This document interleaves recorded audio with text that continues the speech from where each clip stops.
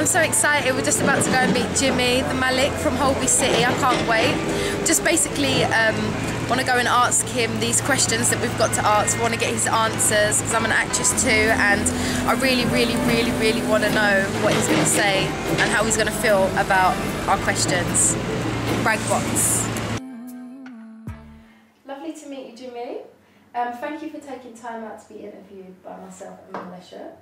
Hey, thank you. It's great to be here, and yeah, I feel honoured to be on Bragbox UK. Firstly, we'd like to congratulate you on your part in Holby, playing the Malick. How did this role come about? Wow, how did it come about? Good question to start off with. Basically, I just got back from LA, and first time out there, did a month and a half, got a manager and did a couple of meetings, and was quite inspired by it. You know, didn't land anything, but just thought I want to do it properly, like try and do 3-4 months out there. So I came back to the UK and I started auditioning just for, I said to myself, this year I'm just going to do TV or film and save money and do some commercials and then go back to LA. So I managed to get an episode of Holby, which was probably March time, end of March, and I was to play a boxer with Sharon Duncan Brewster, who was in EastEnders, and I did a play with her at the Tricycle. And anyway, I'm doing this episode of Holby, and while I'm on set, I'm in the bed, I get an email from my agent saying, Holby are interested in you being a regular, auditioning for a regular, obviously. So I was like, well, okay, I'd love to. He's like, all right, calm down, it might not ever happen, but they may be seeing people, you know, soon. So I didn't hear anything. That was March. I went off, did some other jobs here and there, and then I was doing about 5 episodes on Doctors, playing this reporter called Adam Bede. And then on my last day, which was the last Friday of July, I got an email from my agent saying, okay, Holby want to see you next week. Wow. And they want to see you for the regular character of Antoine Malick. And I was like, wow, this is it, you know? And it's quite interesting because when I got the email, I read the brief in one go. It was brilliant. Malick's a maverick, he's a bit rough around the edges, confident, you know? And then I remember at the bottom line, and he's gay. I was like, oh, okay, okay. And then I just got learning it on the train all the way back to London. I learned it and, you know, went through it with lots of friends. And here we are. January the 3rd, it will be a year since I've been on the show, and next Tuesday, and the next 2 Tuesdays, Malick's got his 2 episodes that are about him as well. Okay, I'm dedicated, I'm watching, my eyes are there, my eyes are there. Okay. Now I've heard the role of the Malick in Holby has landed you a few awards this year. I like the way you're calling him the Malick. I like that. You like what you do, the Malick, the Malick. Everyone says, Malick! I'm on the street, I'm like, I don't even know them, man, but I like it, the Malick. Yeah, you know what, I feel, you know, I feel really blessed. I mean, because, you know, I decided to do the role for all sorts of really great character, great storyline. You know, I want to push the boundaries for a character that is gay but also is black. Do you know what I mean? I didn't want anything to be stereotypical in terms of racially or sexually. But also I wasn't sure how it would go down, you know, when you put yourself out to 6 million viewers each week, and you know, a new character as well. A lot of the big characters have left. Connie, I had a crush on, she left, so, you know what I mean? So I wasn't sure, but I'm an actor that I like to do things that you're never certain about the outcome. I like to test myself, I like to take challenges. And so, to do that and then get the response, I remember when my first episode went out, the amount of hits, you know, sort of I got via my texts, Twitter, Facebook, and people that didn't know me. You get your family love, but then you get those people that really like what you're doing or appreciate what you're doing, and they walk up to you on the street, big man, and you know what I mean? I don't even do that stuff. If I see someone like Danny Glover down the street, I ain't gonna go say hello to him, and then I get home going, oh, I should have said hello to him. So when people do that, it means a lot to me, man, it really does. And so when you start getting acknowledged by organisations for it as well, you know, so I won a BAFTA award, you know, it's the 2nd year running of an awards show, still growing, but, you know, I support those sort of things, and to be acknowledged for the work I've done is beautiful. I got 2 awards the year before, so out of the 2 award ceremonies over the last 2 years, I won 3 awards, you know, and then I won a MV's award, Music Screen Video Award for Best TV Actor in Birmingham as well, and again, to be acknowledged, you know, for the work I'm doing.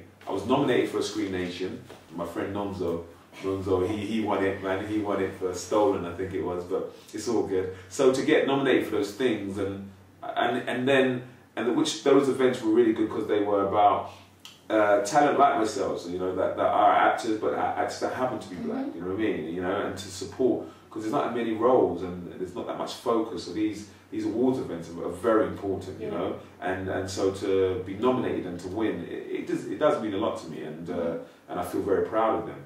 Although the MTA, I've been nominated, so that's the 4th award. I've been nominated for a National Television Award for Best Newcomer, which is quite funny, really, because I feel like, oh man, I've been doing this for ages. I'm only 18, you know, the same age as you. But again, because that's like it's a public vote, you know what I mean? And just to make the shortlist. I mean, I made the long list. I'm hoping I got enough votes to make the short list. But if not, you know, it's a big achievement. And it's one of the biggest award shows on the UK TV. Now, what's been your biggest highlight today? My biggest highlight today, apart from the awards, you know what? Right now, we're on the 9th of December 2011, and I feel like, I don't know, I feel like playing Malick, you know, is a big achievement. You know, I'm on a, you know, a hit show. I'm playing a doctor, you know, as well. You know, who wants to be a consultant. He's after Hugh Quasey's job, Mr. Griffin's job, and then at the same time, for the past 3 weeks, I've been on telly twice a week playing a crackhead called Mick. That, you know, for me, I put him up there with Malick just because he's such a beautiful character. People might have issues with, he's a crackhead and you're black, well, I'm like, look, comedy, you need to have an open mind. And actually, if you look at the character, he's got a big heart, and actually he's a character where a lot of people, they do find funny, but they do want to just feed him and help him get better. And so those two roles really are probably my highlight, you know, because they're at the same time, they're pushing, I think they're pushing the boundaries, the ceiling in this, you know, this beautiful but difficult industry and country in terms of when it comes to you know, roles, let alone projects, you know all that, I call it the industry politics. So those two are my biggest highlight. But alongside that, I did a play called Blue Orange that Kathy Burke directed, and I won a TMA award for that, for Best Supporting Actor. But I love that play because it was about mental health, and I've got some friends and some stuff, you know, that's happened close to the family.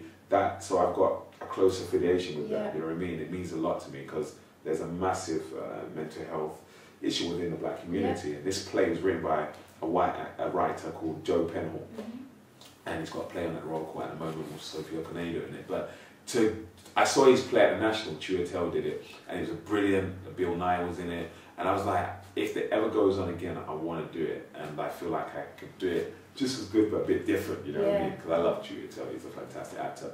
And so when I got to do that, it was the dream job. It's still one of my favourite parts, you know what I mean? And so I put that, Blue Orange and Holby and Rev, they're my big highlights. Wow, amazing. Okay, so what's been the biggest obstacle you've had to overcome to reach this level of success? Wow, biggest obstacle. I don't know, that's quite a tough one.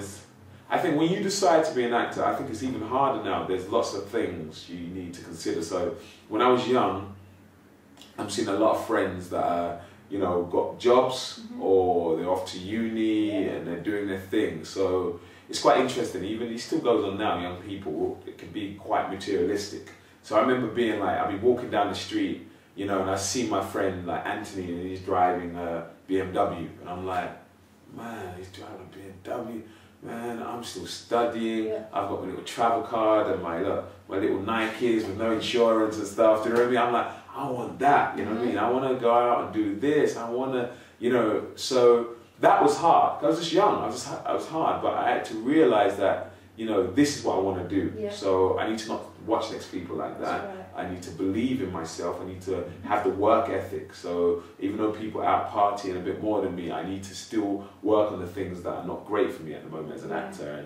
And if that means staying in on a Friday night, do it. You know what I mean? And playing the PlayStation afterwards just to treat yourself. Then it's a cheap night. That's what it is. So that work ethic and just concentrating on my own path and goal, you know, that just keeping on that path was difficult. Do you know what I mean? Because you always have things that could distract you. And then there's the acting. You know, I never tell people not to go in it, but I let people know that 90% of actors are unemployed. Yeah. So if you're my situation, I didn't go uni. I knew if I went uni, you know, I got into Middlesex, but it wasn't a practical drama school. But it maybe gave me a grounding, a degree, and so I could have done a lot of different things. And I was aware of that, but I took the risk and went to drama school, which was more practical. I didn't want to do the theatrical side of it and what is theatre. I want to get up, I want to learn how to act. But I was well aware that if I'm not acting, then I'm limited to what I can do because I haven't gone uni. You know what I mean? And I always tell people, look, if you go down this route, you've got a good grounding. You know, it might take a bit longer to get the agent and get the practicality of being an actor up, but you know, it's a good thing. If you go to drama school, you know, it's more on the fast track of getting into the business. But unless you're a bit older or you've got a business or your family's got a shop or something that can support you while you're not acting, it's a big risk. I took the big risk because I was a bit naive, but I believed. I just said to myself, I'm going to go to drama school, get an agent, and then we'll start working. But that obstacle of like, I did work for the first 2 years and I had a big year off, and then all the money you saved is gone. Then you have to pay tax. Do you know what I mean? And I lived on my own, so you got to learn how to pay your bills. Do you know what I mean? That's an obstacle to be an actor and to juggle that and get the right job that allows you to audition. You're doing that constantly through your life. I meet actors now that are like in their 30s and they come to it late, and it's still hard for them, you know, because they're like, they've got to have enough time to do the acting, but they might have a family. So how do I support my family? And you know, and yet I have enough time to go to auditions. How can I tell your Barclays, look, I know I'm your banker, but I need to go to an audition for 3 hours? They're like, you've got a row full of customers, you know. So they're my big obstacles, and just for keeping my head on the ground and my feet on the ground, you know, just. That's an obstacle because, you know, you always get told, oh, you're lovely, you're great, you're great, you're great. And sometimes that can go to your head and then next minute things can change. You're not so great. So, but I've got good family and friends. It's really good. Have you ever been in a position where work's slow or there's been no work at all? Wow, I have. I suppose the one key year I did a film called and Nancy. It was like a German production with an African production company, and Naomi Harris was in it, you know, the next Bond girl, Naomi. And she played my wife, and Danny Sapani, Maynard Eziashi was in it with me. There was a whole good crop of talent from the UK and some African actors. And I thought this was the start of my film career, man. I did it for 3.5 months, traveled to Ghana, Morocco, Germany and Spain. Came back, and then I was like, right, when's the next job? For the rest of the year, I did not work. I did not work. And I didn't audition that much. I was in bits. And the funny thing is, I was speaking to Naomi, and she's like, yeah, I've got to go and see some guy. What's his name? He's called Danny. I'm like, not Danny Boyle. She's like, yeah, who is he? I'm like, oh my gosh, you don't know who Danny Boyle is. He did The Beach. He's massive. So anyway, 2-2s. She's gone clear. 28 days later, she's gone clear. You know, and I'm very pleased for her. But I remember for me that year, I wasn't meeting anybody, and I was just on a little scooter delivering pizzas in Knightsbridge. You know, and in the summer, I quite liked it. It was in Knightsbridge. I thought, yeah, I could take the bike home.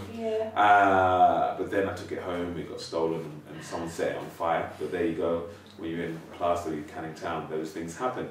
But it's cool, you know, you can use it. You can use it in the act as well. You use those experiences. But then I got a new bike, weren't allowed to take it home. And it was great in the summer, but when it dropped to the winter, like it is now, and it's raining, one, the bikes are dangerous, so I turn in a corner, I'm always slipping coming off the bike in the road. Two, it's freezing cold. And I just done that job, and I realised this has been a tough year, and this is so not what I want to do. So when the next audition came in, I slammed it. I was like, I don't want to do this job ever again. And I got to play at Soho Theatre, and then after that, I got the Crouches. But I would say, I think that was 2002, was one of my toughest years.